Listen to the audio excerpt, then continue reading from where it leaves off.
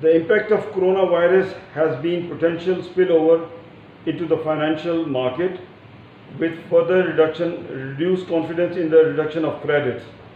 These various impacts are affecting both larger and smaller firms. However, the SMEs is especially severe, particularly because of the higher level of vulnerability and lower resilience related to their sizes.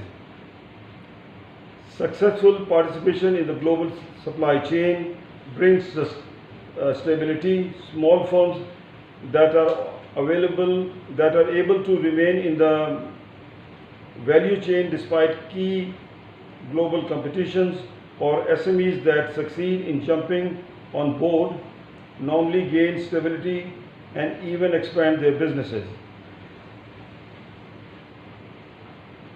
However, it is often accomplished by the upgrading of technology and human capital. As a result of the greater exposure of facilitated access to the information, business practices and technologies that SMEs experiences in the global value chain. Indeed, the cooperation with the network appears a key factor in facilitating the upgrading process. As earlier, a lot of my colleagues, friends have spoken, and I do appreciate their valuable knowledge which they have shared. I also like to say that SCO is an important forum, and it needs to bring a lot of prosperity, and it needs to bring a lot of interaction and follow-ups, so that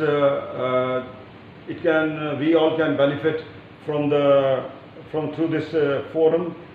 I believe when there are challenges, there are opportunities as well.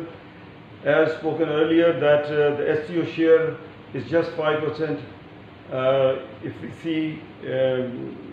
If we compare with the global trade, I believe that is quite less, and that needs to be increased.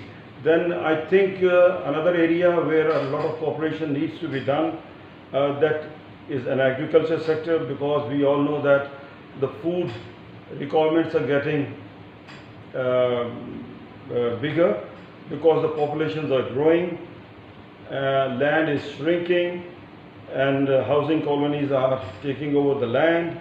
We need to focus on this, especially the seed. We need to do a lot of research work to get the hybrid seed to increase the per acre yield, so that we can feed our populations. In this sector, I believe a lot of cooperation among the member countries should be there, so that we can overcome the food requirements of the respective countries, and we can also support and complement each other. Dear colleagues, you also know that Pakistan is one of the biggest beneficiary of CPEC under One Belt One Road projects, and that has built a lot of infrastructure and a lot of road links. In the future, I believe the road link will be built, and we will have the access to connect ourselves with the Central Asian countries through China. And at the same time, we also new opportunities also coming up, because before we used to cross 8 provinces of Afghanistan to come to be linked with the Central Asian countries, but now the new route is being built, and with that we will just pass only one province of Afghanistan, and we will be have the access to come to the Central Asian countries. Definitely that will also provide a lot of opportunities, because the linkages electronically or physically, or through the road link is very important, and that is also gives the opportunity to work closely, and trade volume can also be increased in this area. Let me tell you that we, as all the member countries, have the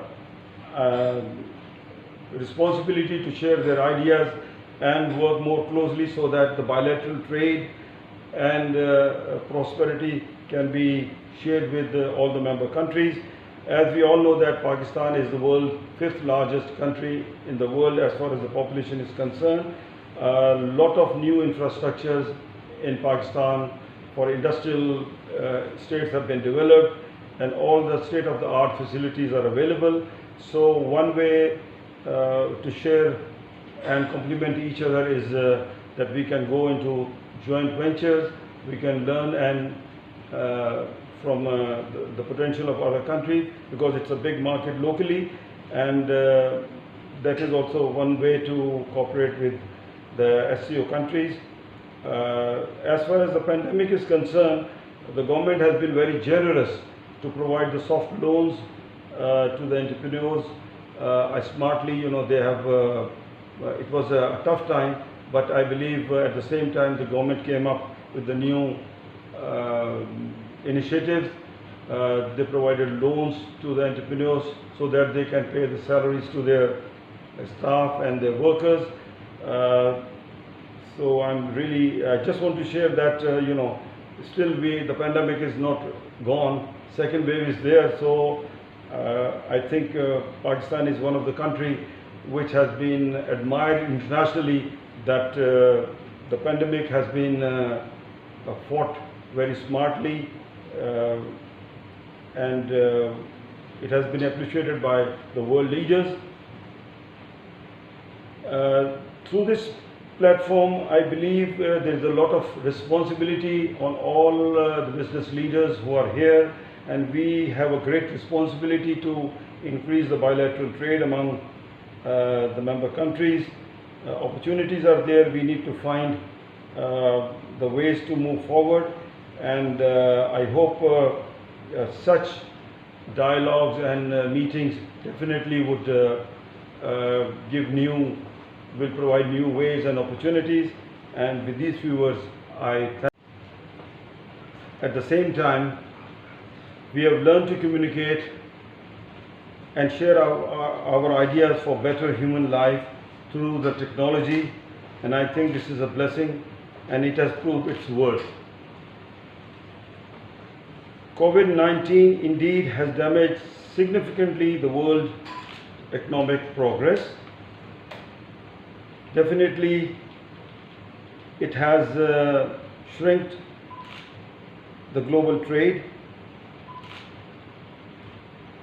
but I think this is something that we have to face. We have faced in the past, and now we are passing through the second wave of this COVID-19.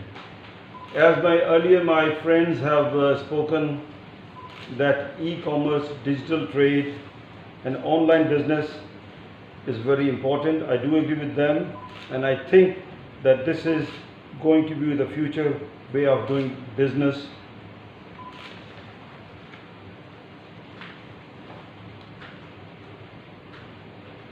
The current global environment has brought multi-dimensional challenges and threats to the small and medium-sized enterprises.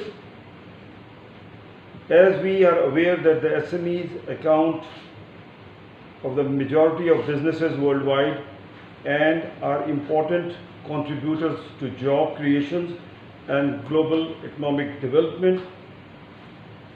They represent about 90% of the businesses and more than 50% of the employment worldwide. Formal SMEs contributes up to 40% of the national income GDP in emerging economies. These numbers are significantly higher when informal SMEs are included.